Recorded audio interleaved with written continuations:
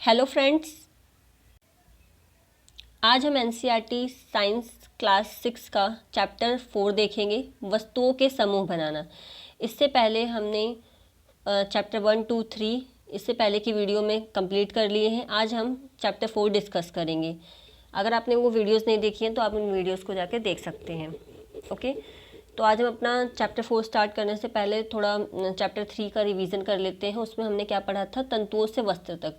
उसमें हमने क्या पढ़ा था, तंतु कैसे प्राप्त होते हैं, फिर उसके बाद तंतु से धागा कैसे बनता है, धागे से फिर वस्त्र कैसे बनाए जाते हैं। ठीक है, रुई और जूट और पटसन के बारे में जाना था। उसके बाद हमने ये जाना था प्राकृतिक तंतु क्या होते हैं, कृत्रिम क्या होते हैं। ठीक है, बुनाई, बंधाई, इन सब चीज़ों के बारे में इससे पहले हम डिस्कस कर चुके हैं। आज हम अपना चैप्टर 4 स्टार्ट करेंगे, वस्तुओं के समूह बनाना। जैसा कि आपको हेडिंग से ही पता चल रहा है कि वस्तु के समूह बनाना क्यों ज़रूरी है। वस्तु के समूह मतलब जैसे बहुत सारे विभिन्न गुण धर्म वाली, अलग अलग गुणों वाली वस्तुएं होती हैं, लकड़ी की, प्लास्टिक की। ठीक है, इनके समूह बनाना हमारे लिए क्यों ज़रूरी है। ठीक है, इसके बारे में जानेंगे। तो बेसिकली इस चैप्टर में हम क्या पढ़ेंगे, पहले तो हम ये देखेंगे कि हमारे चारों ओर की वस्तुएं अनेक प्रकार के पदार्थों से बनी हैं। ठीक है, उनके अलग अलग गुण धर्म हैं। फिर कुछ पदार्थ क्या होते हैं, दिखने में चमकदार होते हैं जबकि कुछ नहीं होते हैं। कुछ खुरदरे होते हैं, चिकने होते हैं, कठोर, कुछ पदार्थ कठोर होते हैं और कुछ पदार्थ क्या होते हैं, कोमल होते हैं।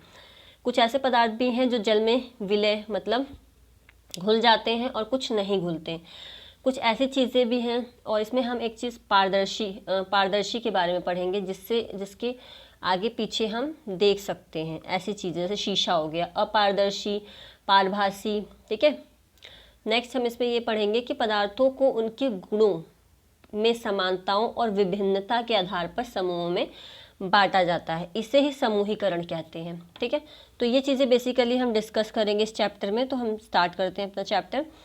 यहाँ पे आपको दिया हुआ है हमारे चारों ओर की वस्तुएं। तो इसमें आप यही पढ़ोगे कि हमारे चारों ओर जो विभिन्न प्रकार की वस्तुएं हैं, जैसे कुर्सी, बैलगाड़ी, साइकिल, खाना पकाने के लिए बर्तन, पुस्तकें, वस्त्र, ये क्या है, ये जो है वस्तुएं विभिन्न रंग, वर्ण की और गुण इनके क्या होते हैं, भिन्न भिन्न होते हैं। ठीक है, भिन्न भिन्न गुण मतलब लकड़ी को देख लीजिए, कागज़ के देख लीजिए, इससे आपको पता चल जाएगा कि इनके गुणधर्म जो है अलग अलग हैं।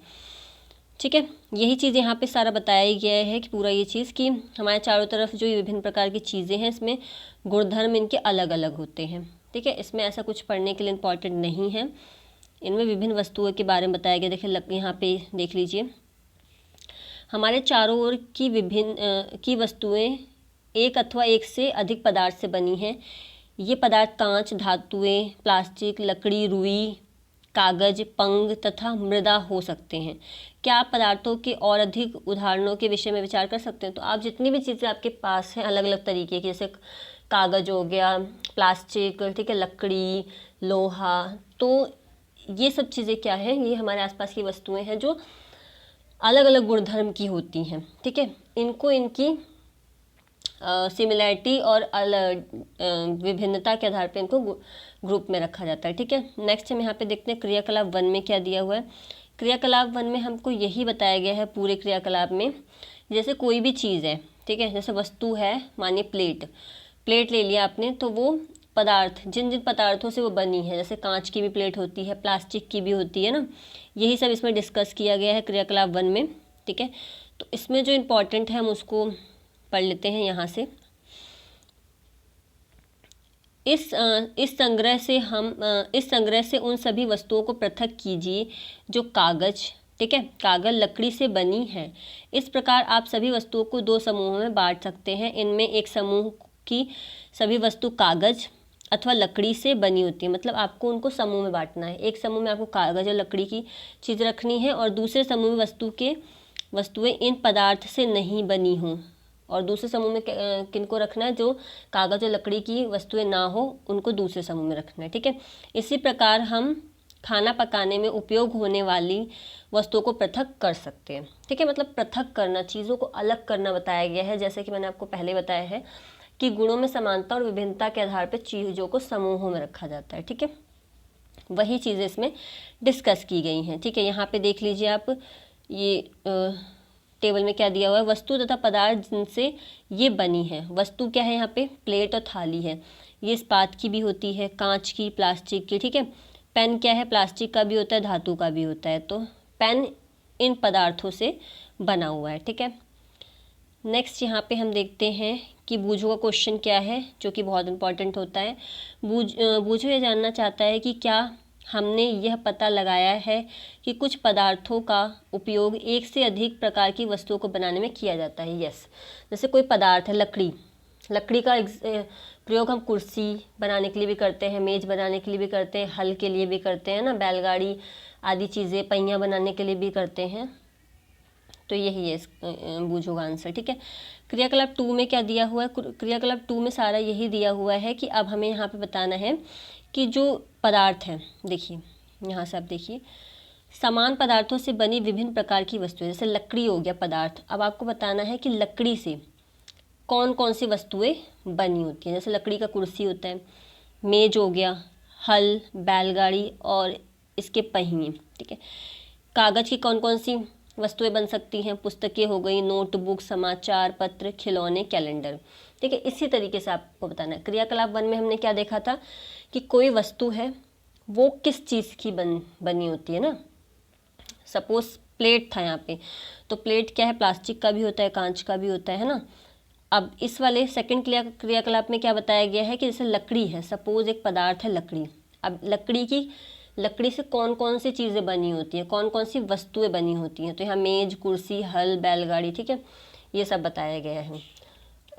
फ्रेंड्स, आपको लग रहा होगा 6th क्लास की NCERT क्या पढ़ाई जा रही है, तो बहुत ईजी है ना, लेकिन ये आपका बेस है।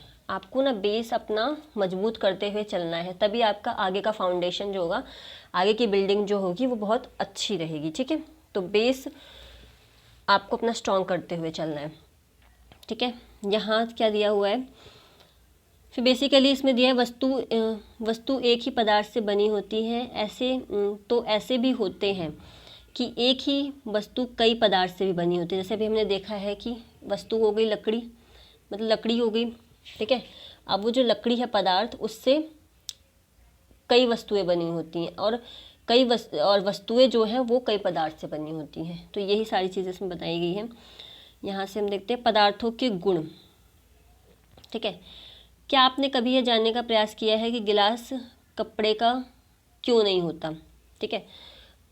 आप गुण मतलब पदार्थों के गुण का मतलब यहाँ पे सिंपल ये दिया हुआ है कि जैसे कि ग्लास है, ग्लास हम कपड़े का क्यों नहीं बनाते, कपड़े का हम क्यों नहीं बनाते। अगर कपड़े का होता तो क्या होता, अगर इसमें कोई भी लिक्विड चीज़ डालते तो ये बह जाता।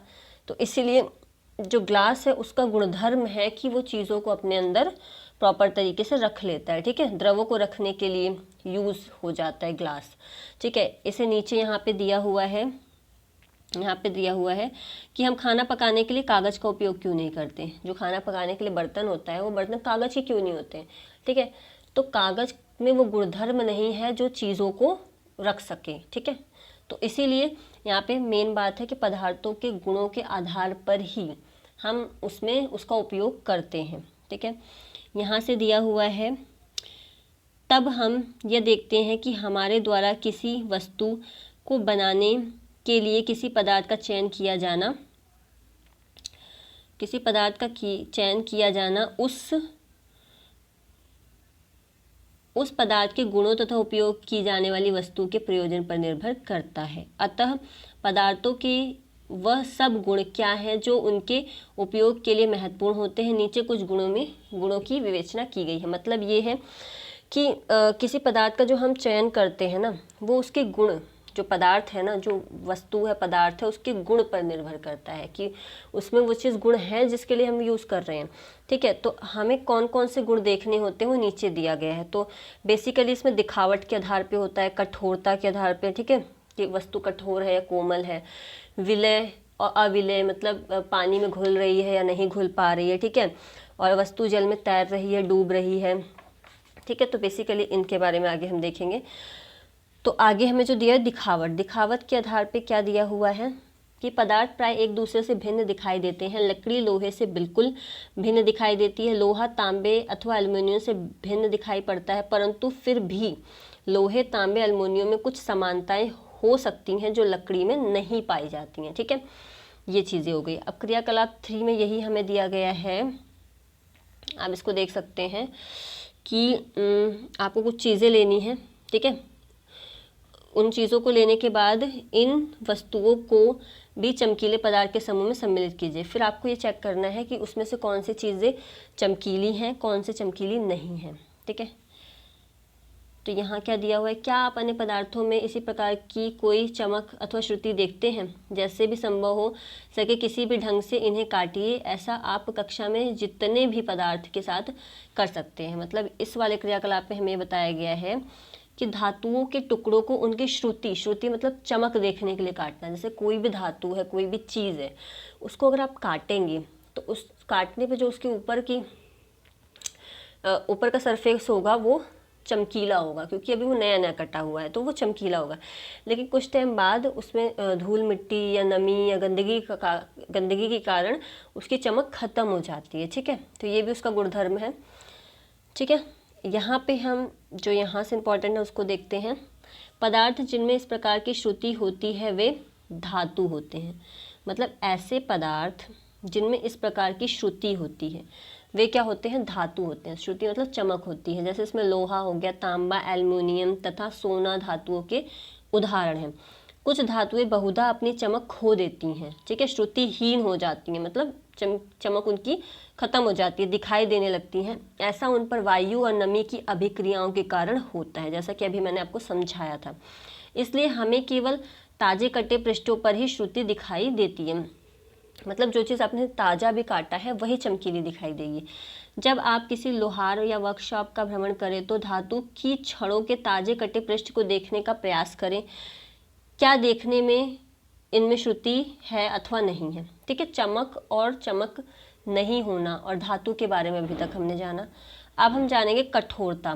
किसी चीज़ में कठोरता के बारे में हम कैसे जानेंगे, तो यहाँ पे जो इम्पोर्टेंट है वो हम देख लेते हैं। पदार्थ जिन्हें आसानी से संपीड़ित मतलब आसानी से दबाया और खरोचा जा सकता है वो कोमल पदार्थ कहलाते हैं, ठीक है। जबकि ऐसे पदार्थ जिनको आसानी से संपीड़ित दबाया नहीं जा सकता वो क्या होते हैं, कठोर होते हैं। जिन्हें आसानी से हम दबाव खरोच सकते हैं वो कोमल पदार्थ हो गए, ठीक है। और जिन्हें आसानी से दबाया नहीं जा सकता, ठीक है, वो क्या होते हैं, कठोर पदार्थ होते हैं। उदाहरण के लिए रुई, स्पंज कोमल है, ठीक है, इन्हें दबा सकते हैं। और लकड़ी क्या है, कठोर पदार्थ है, ठीक है। यहाँ तक क्लियर हुआ। नेक्स्ट है यहाँ से, दिखावट में पदार्थ के विभिन्न गुण हो सकते हैं, जैसे श्रुति, चमक, कठोरता, खुरदरा अथवा चिकना होना। क्या आप अन्य गुणों के बारे में सोच सकते हैं जो किसी पदार्थ की दिखावट का वर्णन करते हैं? मतलब दिखावट में क्या है, अभी हमने दिखावट हेडिंग पढ़ी थी। तो दिखावट में क्या होता है, चमकीला होना और चमकीला ना होना, धातु, ठीक है।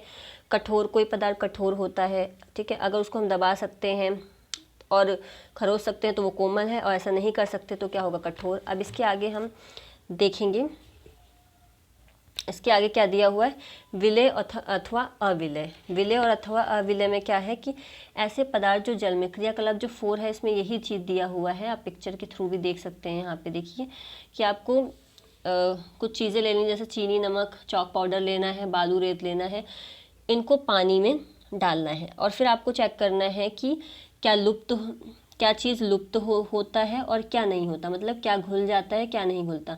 जो चीज़ घुल जाती है उसे विलय बोलते हैं, जो नहीं घुल पाता उसे अविलय बोलते हैं, ठीक है। यहाँ बेसिकली ये आपको दिया हुआ है यहाँ पे, ठीक है। नमक क्या होता है, अच्छे से घुल जाता है, विलय हो जाता है। चीनी क्या होती है, वो भी लुप्त हो जाती है। बालू नहीं होता है। चॉक पाउडर हो जाता है, घुल जाता है। और लकड़ी का बुरादा भी नहीं घुलता है पानी में। बेसिकली हम यहाँ तक पढ़ चुके हैं। अब हम आगे देखेंगे क्रियाकलाप 5, ठीक है। क्रियाकलाप 5 में क्या दिया हुआ है, अभी तक तो हम ऐसी चीज़ें ले रहे थे जैसे नमक हो गया, बालू हो गया, चीनी हो गया, ठीक है, इस तरीके की चीज़ें ले रहे थे।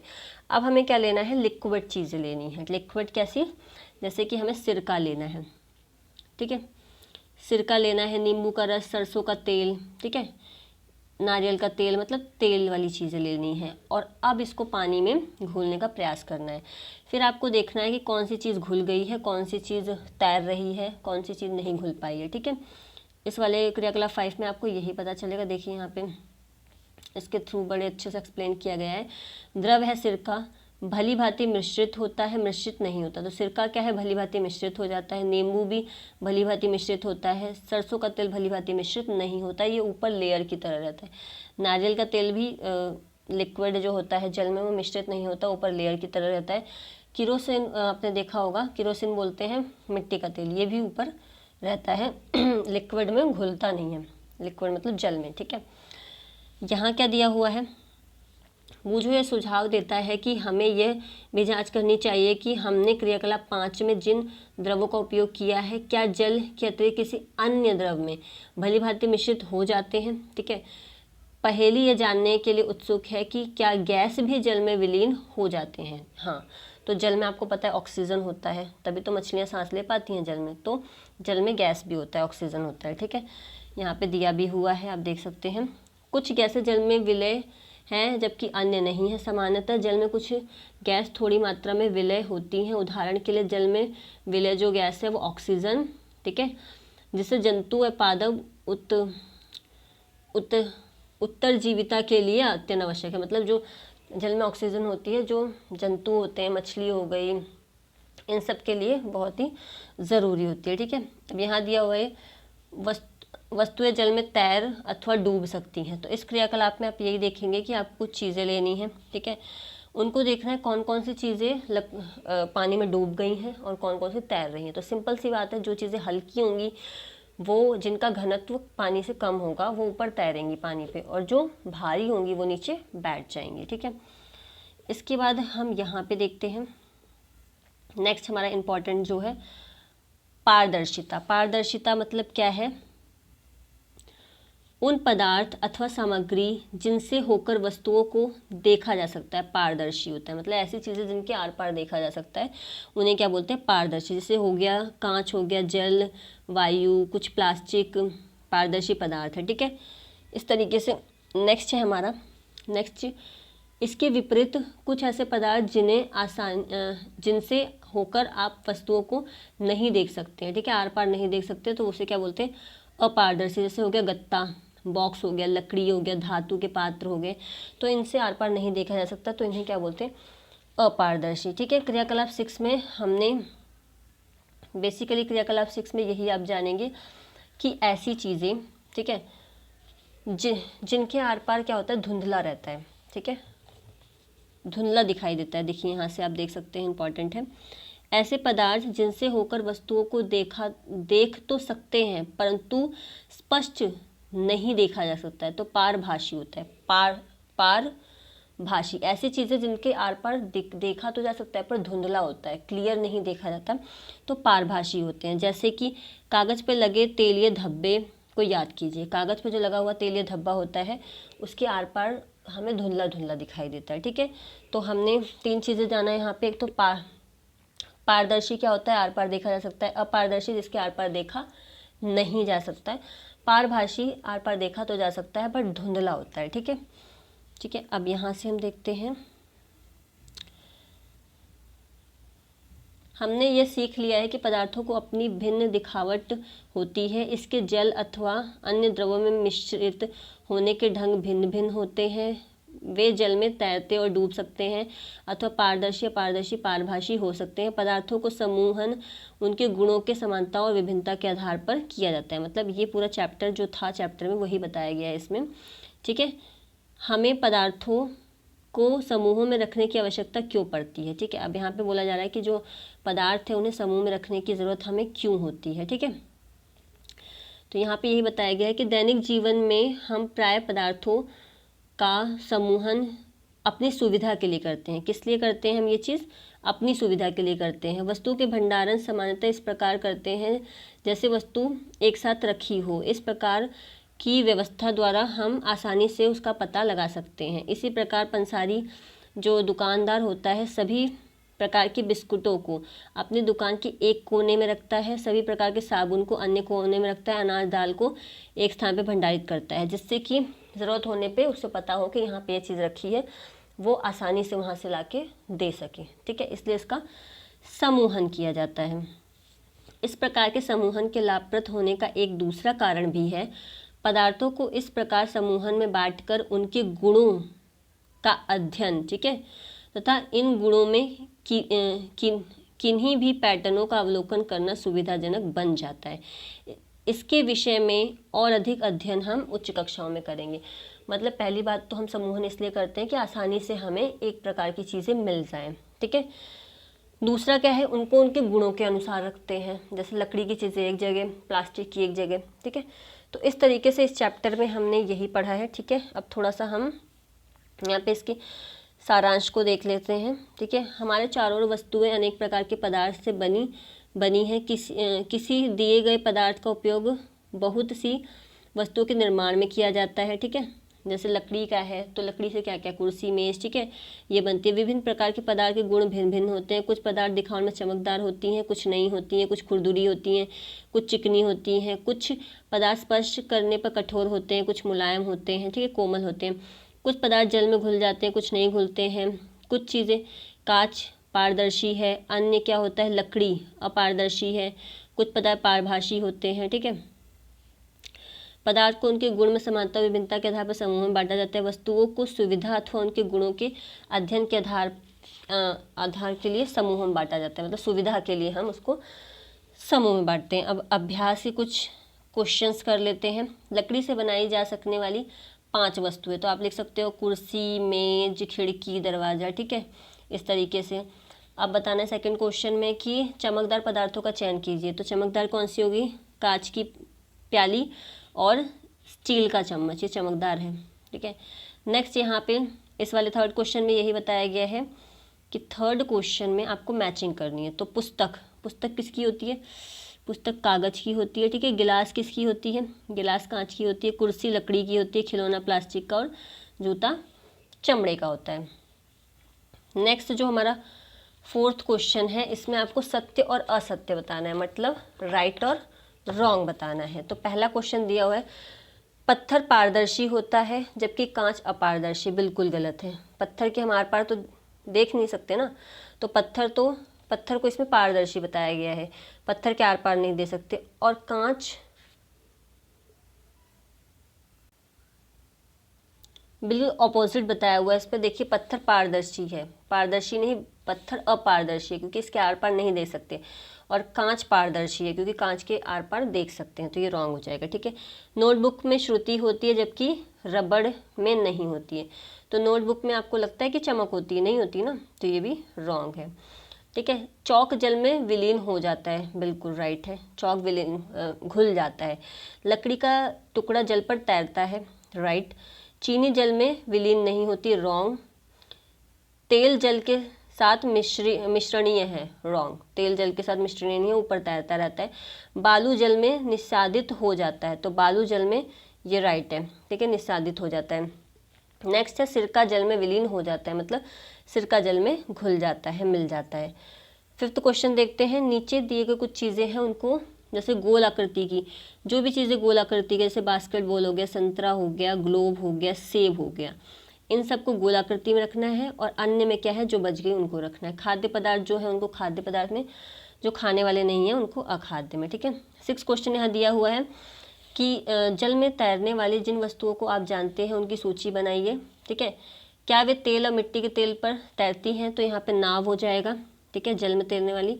और सूखी लकड़ी, ठीक है, नाव और सूखी लकड़ी। 7 क्वेश्चन है कि जो मेल नहीं खाते उनको अलग करना है। तो कुर्सी, पलंग, मेज, बच्चा, अलमारी, तो बच्चा अलग है यहाँ पे। गुलाब, चमेली, नाव, गेंदा, सब फूल है तो नाव अलग है। एल्युमिनियम, आयरन, तांबा, चांदी, रेत, सारी धातुएं हैं, रेत अलग है। चीनी, नमक, रेत, कॉपर सल्फेट, तो यहाँ पे रेत अलग हो गया, ठीक है। तो ये हमारा चैप्टर 4 कंप्लीट होता है। अगर आपको वीडियो अच्छी लगती है तो प्लीज़ इसको लाइक कीजिए, और कोई भी आपका डाउट होता है तो आप कमेंट सेक्शन में पूछ सकते हैं। Okay, thank you.